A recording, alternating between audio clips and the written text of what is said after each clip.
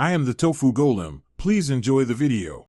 In this video, I will compare Figma versus AI in the realm of design. Figma serves as a powerful, collaborative platform where human designers craft user interfaces with precision and control.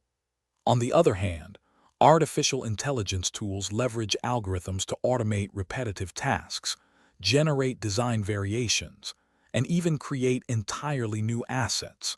The fundamental difference is between human-driven creative input and algorithmically generated output, each offering distinct advantages to the design workflow. Figma truly shines in its collaborative environment, allowing multiple designers to work simultaneously on a single project, fostering seamless teamwork.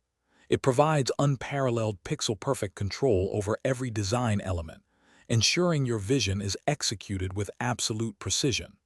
Furthermore, its powerful prototyping capabilities enable you to create interactive user flows, bringing your designs to life. With a vast ecosystem of plugins, Figma offers endless possibilities to extend its functionality and streamline your workflow. Artificial intelligence tools bring incredible speed and efficiency to the design process. They can rapidly generate dozens, even hundreds, of design variations and concepts in mere seconds, offering a wide array of starting points.